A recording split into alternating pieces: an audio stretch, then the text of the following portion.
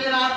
আল্লাহর হাবিব বলবে মুসলমান থাকবে, কিন্তু তাদের হৃদয়ে কাবার কদর থাকবে না, কাবার ভালোবাসা থাকবে না। আর সেই দুনিয়া বুকে আল্লাহর কাবার প্রয়োজনও হবে না। আমার আল্লাহ কাবার হুকুমত উঠাই দিবেন। আর হাজিরিন, কাজেই কাবা যতদিন থাকবে, এর ভালোবাসা যতদিন থাকবে, তুমি আমি ততদিন পর্যন্ত জীবিত থাকবো। যেই দিন কাবার ভালোবাসা থাকবে না, সেদিন তুমিও থাকবা না, আমিও। আর হাজিরিন, আর মদিনার ভালোবাসা লাগবে,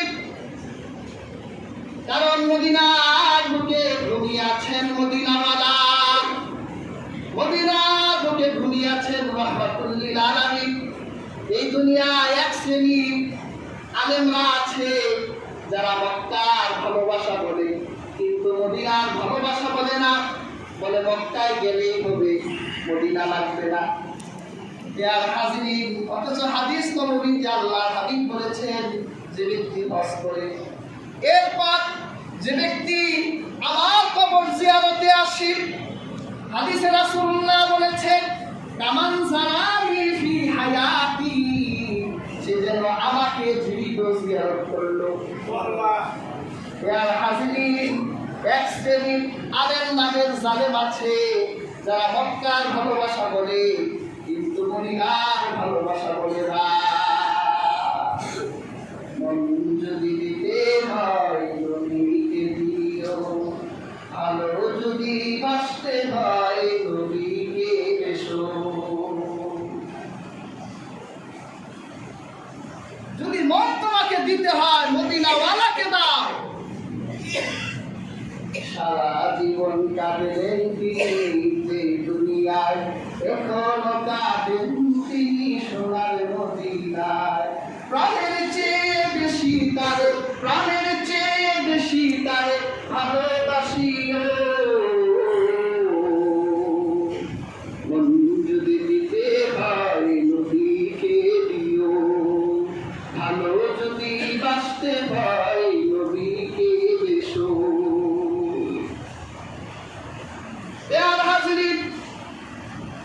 আল্লাহর হাবিব বলেছেন, ততদিন পর্যন্ত কিয়ামত হবে না যতদিন পর্যন্ত মদিনা তার খারাপ মানুষগুলোকে ভালো না করবে। মদিনা এমন এক শহর, যে শহরে খারাপ মানুষ ঢুকলে ভালো হয়ে যায়। আর হাজিরিন, মদিনা এত গুরুত্বপূর্ণ শহর, এই শহরে ফেরেশতারা পাহারা দেয়। এই জন্য আল্লাহর হাবিব রাসূল কারীম সাল্লাল্লাহু আলাইহি ওয়াসাল্লাম বলেছে, এই মদিনার শহরে দাজ্জাল উৎপাত করতে পারবে না, আর এই মদিনার শহরে আমার আল্লাহ কোনো মহামারী ঢুকাবেন না। এত সম্মানিত শহর মদিনা।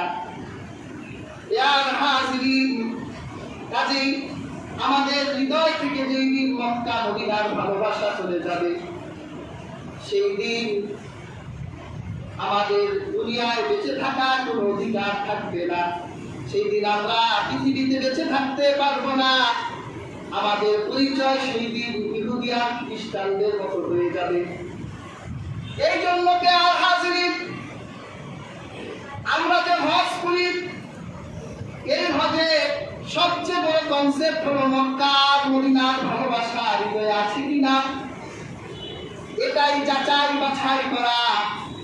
আর হাজিরিন, এই জন্য আল্লাহর হাবিব সাল্লাল্লাহু আলাইহি ওয়াসাল্লাম বলেছেন, যে ব্যক্তি হজ না করে মৃত্যুবরণ করবে, সে ব্যক্তি ইহুদি হয়ে মারা যাক অথবা খ্রিস্টান হয়ে মারা যাক, আমার রাসূলের আসে যায় না।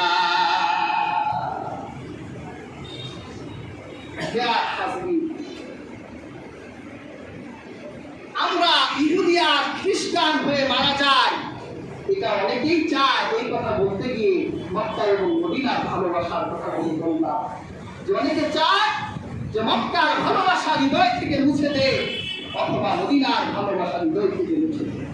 আমরা মক্কা এবং মদিনাকে যতদিন পর্যন্ত জীবিত থাকবো ভালোবাসা। ভালোবাসা ইমানের দাবি, কারণ এখানেই বিশ্ব মুসলিমদের মিলন মেলা ঘটবে। এখান থেকে সারা দুনিয়া খেলাফতের নেতৃত্ব এখান থেকে আসবে। আর মদিনাকে ভালোবাসবো মদিনাওয়ালার কারণে। সাহাবায়ে কেরাম মদিনাকে এত বেশি ভালোবাসতেন, রাসূলুল্লাহ হাদিসে বলেছেন তিনি একবার উহুদ পাহাড়ের দিকে রাসূলুল্লাহ নজর করলেন। রাসূলুল্লাহ উহুদের দিকে তাকিয়ে বললেন, এই উহুদ পাহাড় আমাকে ভালোবাসে, আমি এই উহুদ পাহাড়কে ভালোবাসি।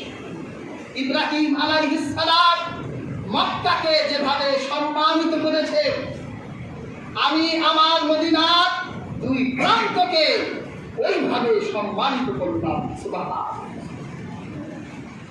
এই জন্য সাহাবায়ে কেরাম যদি কাউকে মদিনার একটা গাছের পাতাও অযথা ছিটতে দেখতে, হযরত ইবনে আবু ওয়াক্কাস সাদ বিন আবু ওয়াক্কাস রাদিয়াল্লাহু তাআলা আনহু একটা riwayat এসেছে যে তিনি একবার এক রাখালকে দেখলেন যে তার ছাগলগুলোকে মদিনার গাছের পাতা ছিঁড়ে ছিঁড়ে খাওয়াচ্ছে।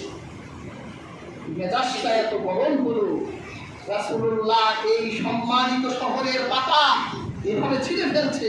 ওই রাখাল তাকে ধরে গাছের সাথে বেঁধে শরীরের সব পোশাক খুলে দিলেন, লোকটাকে উলঙ্গ করে দিলেন। ওই রাখালের মালিক ঘটনা শুনে দৌড়ে আসলেন, হায় হায় করছেনটা কি? এমনি একে গাছের সাথে বেঁধে রেখেছে, আবার এর শরীরের পোশাকগুলো খুলে নিলেন। তখন রাসূলুল্লাহ সাহাবী বলেছিলেন যে রাসূলুল্লাহ শহরকে যে সম্মান করে না, রাসূলুল্লাহ বলেছে তার সাথে যা পায় সব তোমার, ওর শরীরের পোশাকটা পর্যন্ত আমার হয়ে গেছে। সুবহানাল্লাহ। এই ছিল সাহাবায়ে কেরামদের কাছে পবিত্র মদিনার সম্মান, রাসূলের তাযীম। আমাদের ভিতর এখন রাসূলুল্লাহ তাযীম একেবারে মোটেই নাই। আর সাহাবায়ে কেরামদের কাছে রাসূলুল্লাহ তাযীম যেমন ছিল, মদিনার তাযীম তেমন ছিল। সুবহানাল্লাহ। আমরা ইতিহাস গ্রন্থ পড়লে দেখতে পাই, একবার সাদ বিন আবু ওয়াক্কাস রাদিয়াল্লাহু তাআলা আনহু মাদায়েন বিজয় করতে গেলেন। তিনি মাদায়েন গিয়ে দেখলেন যে সেখানে নদী।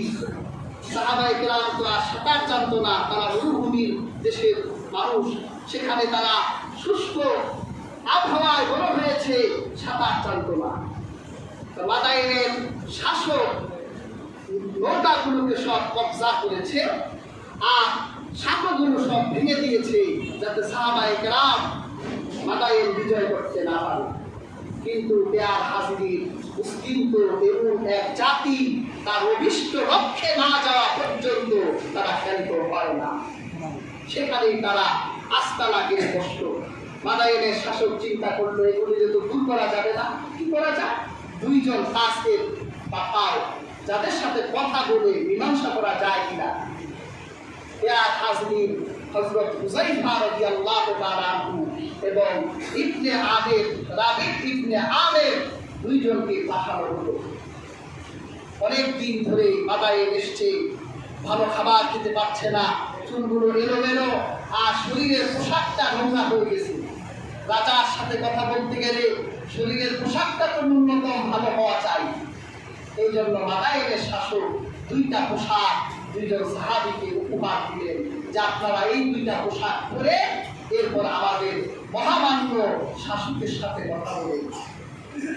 তখন রাবি ইবনে আমির বলেছিলেন, তোমাদের শাসক আমাদের দুইটা পোশাক উপহার দিয়েছে আর আমাদের রাজা রাহমাতুল লিল আলামিন আমাদের দুইটা পোশাক উপহার দিয়েছে। যদি তোমাদের এই পোশাকটা পরে শাসকের সাথে কথা বলি, তাহলে আমাদের রাজা রাহমাতুল লিল আলামিনের পোশাকটা খুলে ফেলতে হবে। আর যদি খুলে না ফেলি, তাহলে রাহমাতুল লিল আলামিনের দেয়া পোশাকের উপর তোমার রাজার পোশাকটা পরতে হবে। আমরা রাসূলুল্লাহ পোশাক খুলে ফেলা তো দূরের কথা, রাসূলুল্লাহ দেয়া পোশাক ঢেকে ফেলার সেই দুঃসাহস করি না। হাজরিন, এই ছিল রাসূলুল্লাহ সাল্লাল্লাহু আলাইহি ওয়াসাল্লামের প্রতি সাহাবীদের ভালোবাসা, মহব্বত, দৃঢ়তা। আর আমরা কতটুকু করছি? কাজেই হাজরিন, আমরা মক্কা মদিনাকে ভালোবাসবো, মদিনাওয়ালাকে ভালোবাসবো। আল্লাহ তাআলা আমাদের প্রত্যেক